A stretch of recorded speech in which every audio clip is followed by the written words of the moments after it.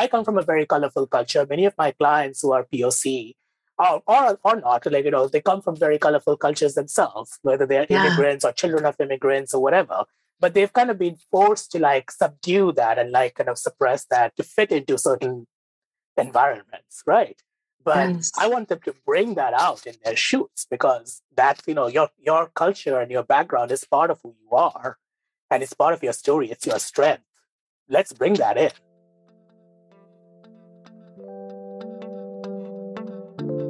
Three, two, one. Welcome to the Campfire Circle. I'm your host, Tanya Bhattacharya, and I empower purpose-driven women in building influential personal brands that drive change and raise revenue. We all talk about getting a seat at the table, but why though? Who wants to sit in a stuffy boardroom anyway? Let's reimagine the ultimate space of leadership as a campfire circle, where we share stories that inspire movements, build brave communities to huddle together with for warmth, and where there is always room. Come sit with us. So Raj Bandyopadhyay is a personal brand photographer based out of New York City. He works with entrepreneurs, authors, and speakers who want to live on their own terms, helping them convey their beautiful, complex, multifaceted stories on camera. He believes that being authentic and vulnerable is the only way to build deep, meaningful relationships with your audience, stand out from the crowd, and build a powerful brand. And hey, I agree. Raj, thank you so much for being here today. It's my pleasure. I'm looking forward to this conversation. Me as well. And before I start asking you questions, can I just keep the spotlight for 1 second and tell you about my first personal branding experience? Yeah. So I hadn't even actually started my business yet. I was still in the ideation phase. I had a company name and a great idea, right? I was still fully employed and just trying to figure out like what the next step was. And I got some awesome advice from my friend Karen to actually invest in brand photography. And I was like, why? What is that, first of all? And why would I spend money on that when I can just have my hubby take a cute picture on his iPhone and we'll be good to go, right? But, I ended up going for it. And it's hard to overstate how impactful branding photography has been on my baby business. I mean, maybe not baby so much anymore, but my business. I mean, it really cemented like that strong brand, that strong credibility from day one, not only to my audience, right? This is an important point, not only to my audience, but to myself. Because when I got the photos back, I was like, oh yeah, that's a powerful entrepreneur. Like I didn't see it before. I certainly didn't believe it beforehand. Do you hear stories like that all the time? All the time, yes. And I think that is one of the under kind of stated benefits of photography, that what you just said, like seeing yourself. I get that so much. Like people look at their photos, especially early entrepreneurs or early speakers or authors. They look at their photos and they're like, wow, I look like an entrepreneur. I look like an author. And the reason that is so powerful is that, you can, it's almost like, compressing months of therapy into a single moment, because you can spend a lot of time talking about it or like trying to write and convince yourself that you are a certain kind of person, overcoming imposter syndrome, all of that. But when you see an image, somehow our human brain is designed to absorb visual information so quickly and efficiently, it kind of bypasses our conscious brain altogether. And whatever message, like that's why images, people, brands spend so much money on creating perfect images, whatever they want to convey, right? Because an image takes a fraction of a second to process, and whatever message you get from it gets into your subconscious brain, like bypasses all the conscious bullshit. So when you see an image of yourself looking like a certain way and your brain, tells that story to yourself, that goes deep into your brain faster than any amount of therapy can do. So I think that is exactly what you're saying with that. Yeah, I love how you explain that, because I think you're right. It surpasses the brain and the mind and settles into our body. It becomes an embodied practice. So yeah. That's powerful. Before we get too geeked out, I would love to just know your story. You used to be a data scientist, now you're a personal branding photographer. How did you get here? Tell me your journey. I mean, sometimes the line between doing something courageous and doing something absolutely stupid is very, very fine. And I don't know which side of this line I am on right now. We'll find out. But, I grew up in India, in Mumbai. I had a very typical Bengali upbringing, so to speak. Like my parents were all about the learning and the school and the education. So ended up a lot of focus on that. I got into IIT, which is one of India's top engineering schools, got a degree in computer science. This was over 20 years ago. Came to the US, did a PhD in computer science, started a job as a software engineer and then a data scientist. But then through all of this, I think by the time I reached my mid 30s, I had a fairly successful career, and all of that. But it wasn't something that was fulfilling. It felt like a path that I kind of followed because it was set for me. And I had, in some sense, a little bit unfortunate situation of being, the overly smart kid. So it's like one of those things in India where it's like, if you're smart, obviously you have to do the doctor or the engineer or whatever path, right? Like, why would you not do that? So there was never kind of any exploration, an opportunity to explore. But as I started, I was already feeling a little dissatisfied with my career and how that was going. And then around the same time, I'd been married for about 7 years at that point, and to somebody I met in the US. And when we got married, we looked like any other straight hetero couple, except that in 2017, my partner came out as transgender and started the process of female to male transition. That was obviously a huge kind of turning point for both of us, right? And the relationship. And that was interesting because for me, seeing how his life changed as he started the transition process, like it all went positive. It was like he was much more comfortable in his body. His career started taking off, like really taking off. And then he was just mentally just happier, being more himself. And that started making me think really like, what do I need to change to feel that way? Like to feel that self, like true to myself feeling.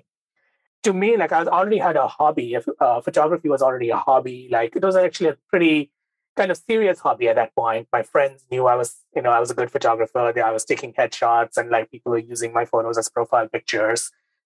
And I realized that I wanted to then do that more seriously, just like feeling that in my body and trying to get that same sense of being true to myself. So I decided to go part-time in my tech job and then did that for a couple of years while I built up my photography skills. And then in mid 2020, when the great resignation was happening, has started, which is still going on, I decided to jump on that trend and just jump into photography full-time and build my own business. I love your story. I think it is so beautiful and unique. And I'm curious how your journey of self-actualization and wanting to be your truest self, how does that influence now your approach to photography?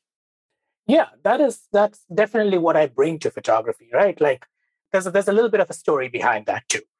So when my partner came out as transgender, obviously that brought a lot of soul searching, both around my professional life, but also personal life. Like we were trying to navigate this marriage. We're still married, but it was like a period of transition for the relationship, for everything else.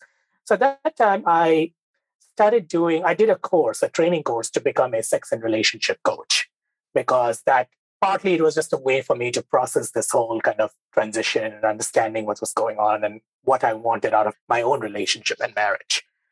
As I finished that course, I realized that wasn't something I wanted to do as a career, but there was something I wanted to bring it up from that into my work. And so I was like, okay, what do you get if you take sex and relationship coaching and photography? I decided, I'm going to do boudoir photography because that seems like a good kind of, intersection of the two.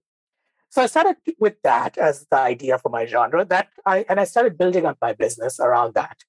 And then COVID happened in 2020, so I couldn't have clients in studio. And I was like, I kind of took a break from that and started thinking what I wanted to do.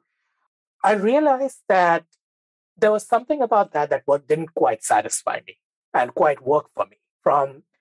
And the thing about that didn't work for me about boudoir photography was this idea that for a person, typically a woman, to look or to be sexy, you have to wear certain clothes and do certain poses. Like, the only way to be sexy is to wear lingerie or be nude. The only way to like be sexy is to do these quote unquote sexy poses.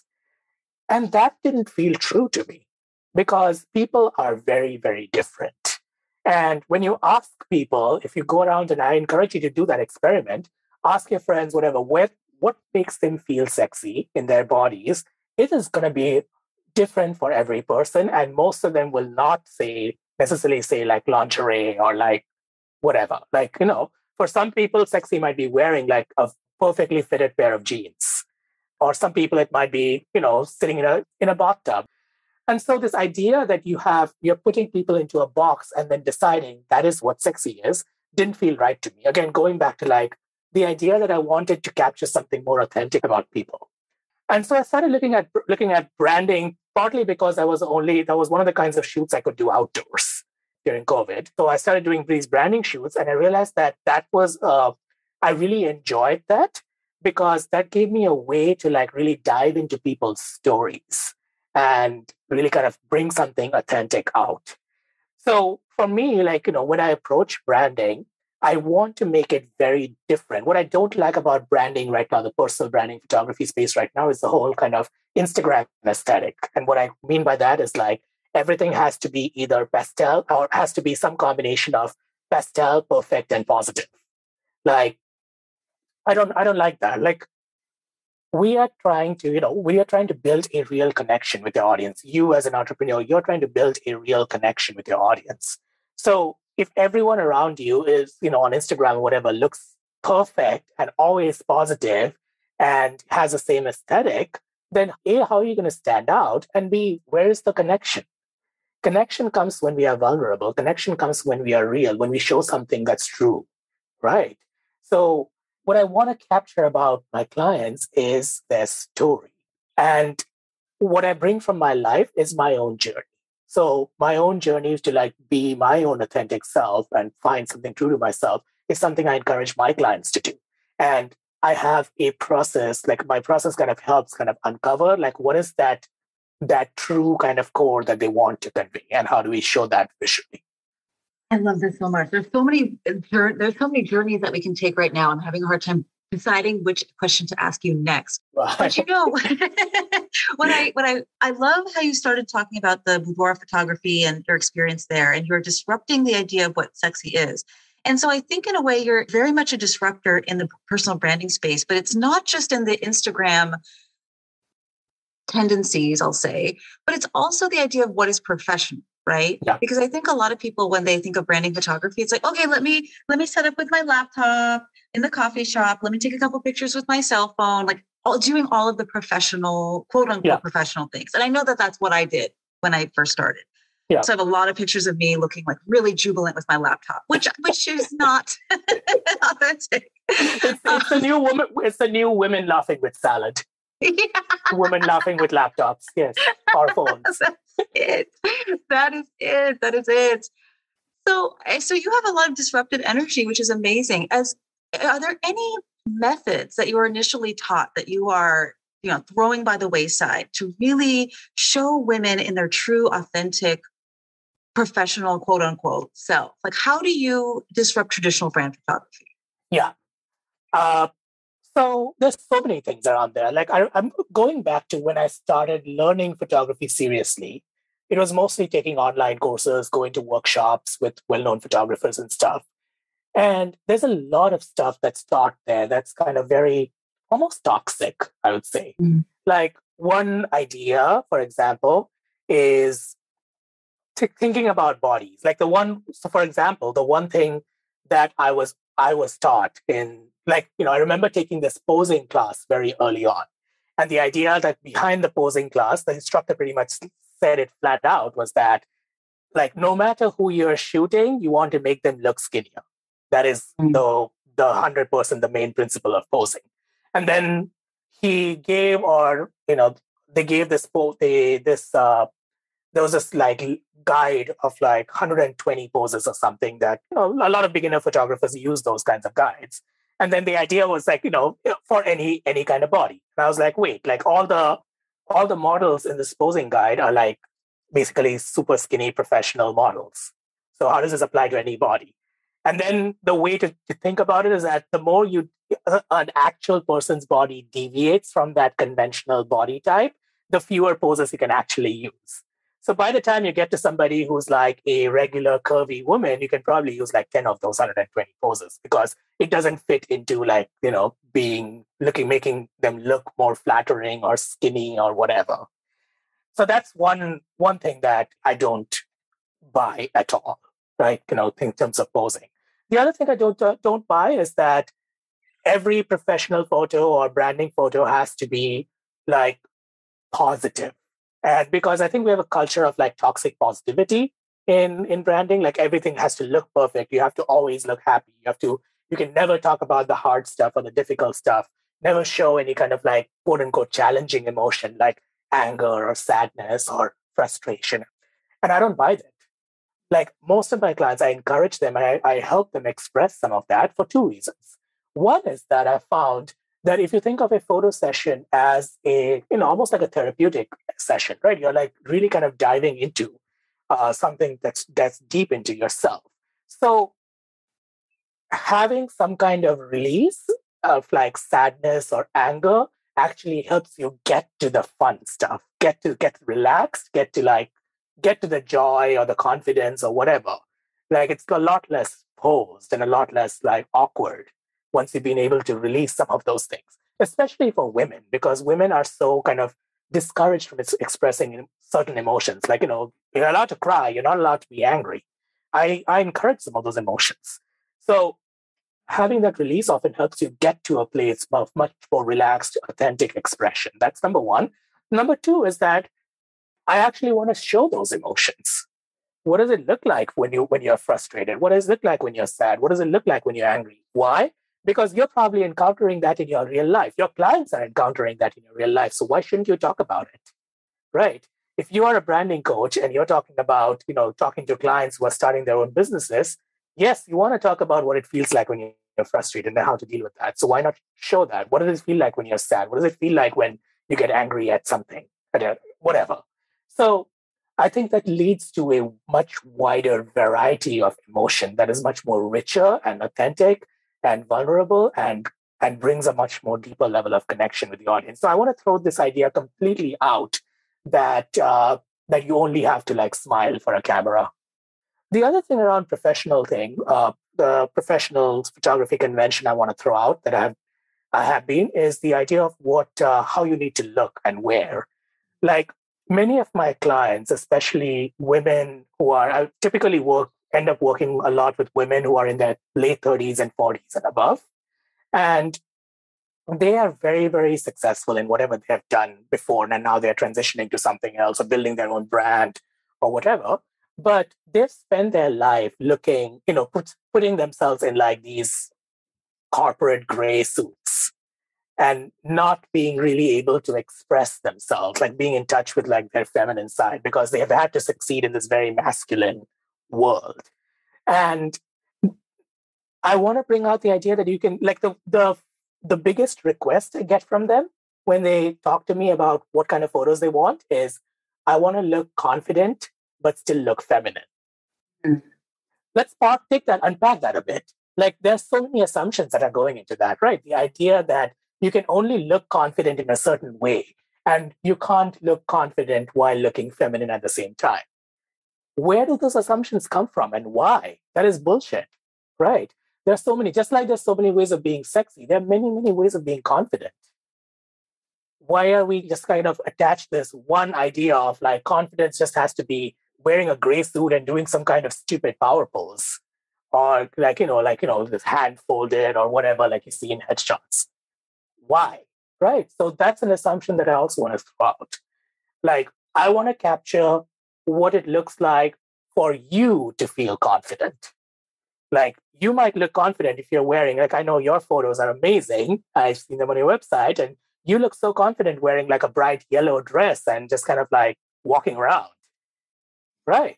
I mean, imagine yourself, stuffed into like a gray corporate suit. That will just not carry the same energy, right? It wouldn't be authentic. And I think people can smell that. They can see that. they just know it's not real. So Yeah. 100%. And there's this phrase that I have mixed feelings about, which is you can't be what you can't see. Yeah. And I think so often what we have seen are these really posed images of leadership that are really conforming to patriarchal, white supremacist standards.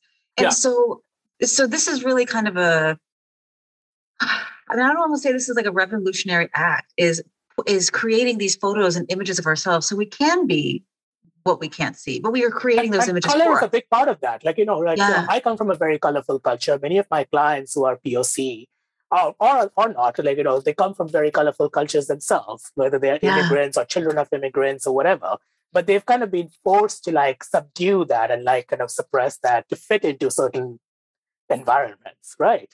But I want them to bring that out in their shoots because that's, your culture and your background is part of who you are. And it's part of your story. It's your strength. Let's bring that in. 1,000 billion trillion %. You and I are so on the same page. We are definitely kindred spirits. Hey, if anything you're hearing today inspires you to get more visible as a go-to trusted voice for your audience and drive change towards your deeper mission, I've got something for you. LinkedIn is my favorite place to share my stories and build relationships with my co-conspirators and brand new friends.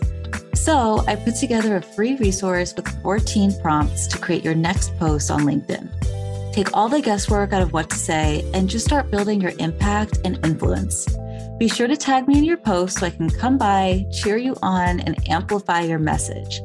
You can find those free prompts in the show notes. Okay, back to the episode. You and I are both storytellers at heart. We use different tools. We use different mediums. I use words and messages. You use images and photos, your camera lens. But it's all storytelling. And so I want to get tactical for a second because this is the kind of stuff that I geek out on. Yeah. I want to hear about your storytelling process because I know I have a process and I would love to learn from you your process. Like, how do you tease out each client's unique brand story? Because people are so close to their story. It's so, they're so close to it, they almost can't see it. And so how do you come in and tease it out? Yeah, it's a very good question. I've obviously not perfected this, but when I talk to my clients first, it's always starts with the question, what's the story you want to tell? And that kind of, goes through a few iterations through my process. So in my process, I first have a call, a consultation call in which we kind of try and get kind of the big picture view of the story. And then as we go through the rest of my process, sometimes the story remains the same. Sometimes, clients will come back and be like, you know what, that one that we talked about, I don't like it as much. Here's another one that I'd like to go with. But it's a back and forth process. With my experience in the last year or so, I've seen about 3 different kinds of stories that are kind of categories of stories that I end up telling or helping clients with.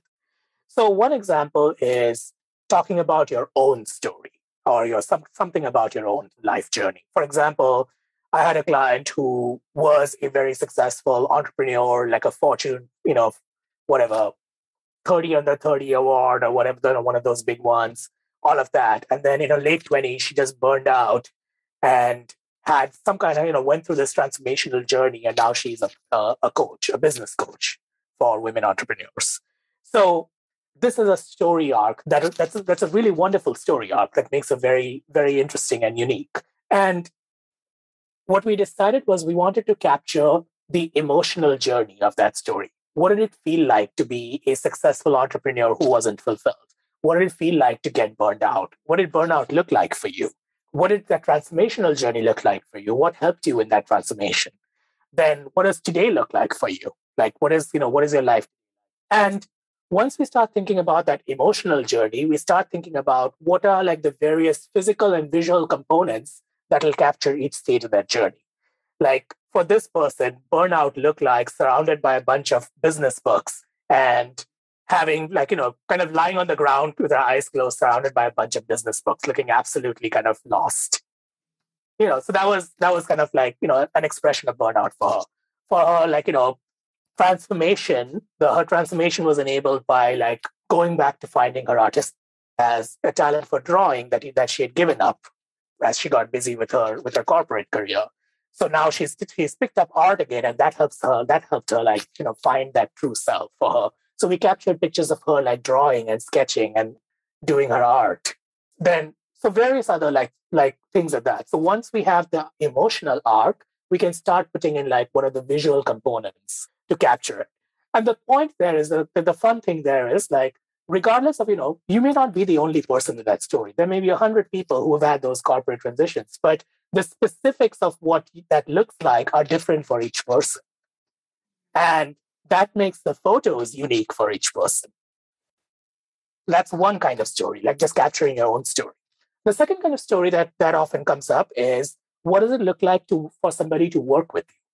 So what is the journey that they go through? So this is typically, I found, works really well with like coaches, especially coaches who are like more personal transformation or sex and relationship coaches who are guiding clients through some kind of emotional transformation and who do like different kinds of exercises with their clients. So I had a coach I worked with who does breath work, hypnotherapy, and certain other kinds of like techniques that she uses, which have a very visual component to them.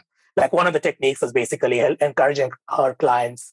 She encourages her clients, every client she works with, to throw a tantrum on the floor. Wow. At some point, like as a release, right? Yes. So we got basically for her, she wasn't like really excited about capturing her own story, but she was excited about showing the arc of a client and what it looks like to work with her. So for her, like, a typical client is somebody who's a corporate exec who's very burned out and like, whatever, struggling with a problem. They look very frustrated. That frustration shows up in certain visual ways. Like they look very tense. They're like very buttoned up and closed off. And then as they work with her, like she leads them through various exercises that have like can be visually depicted, and including throwing a tantrum or crying or whatever. And then eventually they get to a place of like relaxed and balance and stuff. So what she did, this person I got her to do, was to enact the whole journey, embody the whole journey of her client. So put herself in her client's shoes and embody that. And why is that a good story? That's a good story because when you start talking about that and showing that, say, on your Instagram or whatever, you're showing empathy. You're showing that you get what your clients are going through, which is a very powerful way to relate to your clients, even though it's not your own story necessarily. Right. Absolutely. So that's the second kind. So there's the own story. There's the, what does it look like to work with you story. And then the third thing that I've found is sometimes it's just like a day in the life kind of story. So my favorite one is a client I worked with recently who's an event planner. And she's building her own brand, her own business as an event planner, and wants to be an event planning coach for like people who wanted to get into event planning, all of that. So for her, it was like what she wanted to depict was the arc of planning an event. Like, what does it look like for her behind the scenes? What does she look like? And some of it starts out with like her just being surrounded by like a bunch of shit where like, papers and computer where she's planning stuff. And then sometimes it's like, running around frantically, like arranging things like physically, creating signs, creating whatever, the frustration, like the anxiety, and then the joy too. Like all the emotions that come up. We just kind of enacted like as if she was planning an event, and what does it look like? Right. Right. The common thing about all of these stories is that, like any story, since, we are both into storytelling, is a story has to have an arc. Like you can't, a story doesn't have one emotion. It also always has like some kind of thing that you have to overcome, some kind of obstacle. And there is frustration and anxiety and doubt. And then you kind of do the, slay your dragon, and then you're on the other side and you emerge with some kind of transformation. Regardless of what the story structure is, like that's common across all stories. And when you incorporate that into a photo shoot, you automatically get a structure for like capturing different emotions, rather than just me like kind of putting you against a wall and be like, now smile and now look sad, or like, it's not like that. It's like you're kind of embodying that story. And so as you're embodying it, those authentic emotions start coming out, and you are being supported by all the visual elements, like your outfit, the props we're using, like all of that help tell that particular part of the story. That is such a deep and rich experience that would feel so therapeutic, because you're right. Most of the personal branding photo shoots I see, it's just like the denouement of the story. It's just the end of the story. It's just the happy ending. That's all you see. Right. You don't get any of the other piece of it. And so the whole story is kind of lost. And your process is so interesting to me as a storyteller. I geek out on this stuff, as I said, was one of the things that I always ask my clients about is like that defining moment in their life where they realize something had to change, either for themselves or the people they work with. And so in your burnout example, I can see that, it's kind of like the low point of the story. But the other piece is even beyond the happy ending. It's like, what is the future world that you're committed to creating? What is your vision? And so I'm just like getting excited over here because I think that adding the personal branding piece of that ideation would be so powerful because then you can actually see the world that you're trying to create by like staging something, right? Because my vision is a world where like all individuals have the ability to create a platform of power and influence. Right. And so I'm just trying to think of what that might look like if I set up a branding photo shoot. I mean, I'm imagining, of course, the Campfire Circle, because that's kind of my reimagined version of the boardroom table. People of all different backgrounds, shapes, sizes, looks, everything just around this fire, like around the sunset. That would be my the visual interpretation of my vision come to life. So I got it. Can you come to California? Yeah, I will. Yeah, let's do it. That sounds great. The Campfire Circle. Perfect. Yes, that's it. At sunset, it's perfect. Yeah, let's do that. You live near LA, right? LA is great. Yes, beautiful sunsets over there. Okay, so I have maybe a personal question. I don't know. But I would love to know, as a fellow Bengali creative, what are the mental or mindset blocks that you have overcome to really accept that this is your purpose, your pathway, and not being a doctor, not being a data scientist? Oh, God. Yeah.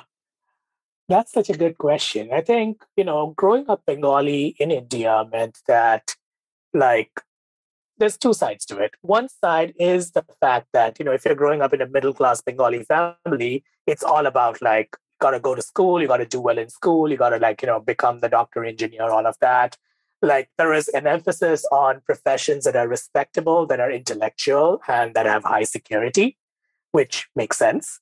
And Bengalis have a reputation for that, right? For being intellectual and all, and those stereotypes are based in some degree on reality. So definitely that was, and the one thing that I got from my Bengali upbringing, which I think I really had to overcome, was attitudes towards business and money. Growing up, it was always for what I heard from my parents or from my uncles or whatever was Bengalis, they don't do business. We don't do business. Business is for other people. We are the smart people. We're the intellectual people, whatever. We don't do business, it's beneath us. Money, thinking about money is beneath us. It's a measure of how smart you are, but going and doing a business and especially a service business is not cool. It's not living up to your whatever. So that was something I really struggled with. The idea that it was almost like it was a negative script that I had to overcome quite a bit. I also obviously I had to overcome a lot of I would say shame. Shame is a good word here about, not really living up to my potential, not really kind of fulfilling my parents' dreams, all of that shit, because, there's a lot of guilt that comes with that, guilt and shame that, I'm supposed to be this really smart person who, has a PhD in computer science, all of that. And I'm just throwing that away. And that's another mindset block that was really hard and I'm disappointing everybody and I'm not, around me, I'm not living up to that expectations and stuff. And I've heard that in different variations of that from many, many kind of immigrant people or people who are children of immigrants too. That can be hard. On the positive side, though, if you know anything, since you're acquainted with Bengali culture, there is also a huge artistic tradition that Bengalis have. Bengalis are not just the nerds, they're also the artists. And there are a lot of Bengali people who are, singers, dancers, photographers, artists of all kinds. And I like to think that I'm kind of tapping into those traditions a little bit and leading that on. And that kind of gets me going in a positive way. In fact, in my last trip to India, which was in I spent 2 months in India in early 2020, just before COVID. This was after I had kind of quit my tech job and like just started my photography kind of journey. I traveled all around India. Some of it was seeing families, seeing friends, and so on. And I started introducing myself as an artist and a photographer, and just seeing India literally through that lens. And that was such a revelation for me. That was amazing because I went to like a bunch of art festivals and galleries and met artists and photographed some of them. And I got to meet a lot of amazing contemporary art that's going on in India. Got in touch with that. And that was very powerful for me because that showed me a side of India that I had never been connected to even while growing up there, a side of Indian culture, because that wasn't accessible to me. And so that also was very powerful for me as a creative, and being like, okay, like, I'm not alone in this. I'm part of a huge artistic tradition that India and Bengal has that I just hadn't been exposed to before, but I can expose myself to it now. Oh, how powerful that is. You're tapping into that tapestry and that lineage that that really is so strong. That really resonates for me. Thank you for that. Yeah. That's going to really, I love that. I love that. So as we wrap up, I ask every guest the same question. And we talked a little bit about vision, the future world that we're committed to creating. And so what is your big dreamy vision for the world? Yeah, I want to see a world where everybody gets to tell and be their story as it is, and not censor themselves, not kind of code switch all the time. Like, just everybody gets to be who they are as much as possible, and they are respected and welcomed for it. Let's build that world together. I'm in. Yeah, let's do it. Oh, this is such a beautiful conversation. Thank you for being you. Thank you for being here. How can our listeners get in touch with you? Yeah, the best way to check out my work is my website. That's seriesaphotography.com. And then you can always email me. I'm just raj@seriesaphotography.com. You can also check me out on Instagram, but I'm not really big on social media. I like LinkedIn. I tend to hang out there a bit, but my website is probably the best place to check out what I'm up to. Well, you have some incredible case studies and not even testimonials, but like stories of how you've worked with people on your site that really brings people through the journey. And it's super well done. And we'll stick that in the show notes so everybody can easily access that too. Thank you. Yeah, of course. Of course. Well, thank you so much for being on. I feel so much better because of this conversation. I'm going to carry this conversation around with me and continue to kind of process and take what I need from it. So thank you for being you. You're welcome. Thank you for having me. This was really fun. I've been looking forward to this for a while. What'd you think? Leave us a review on Apple Podcasts, or even better, reach out and let me know through lumosmarketing.co. Yes, that's Lumos, as in the illumination spell from Harry Potter. Because when you shine, magical things happen. You can get social with me on LinkedIn, and of course, check out the show notes to stay in touch with our guests. Let's talk soon.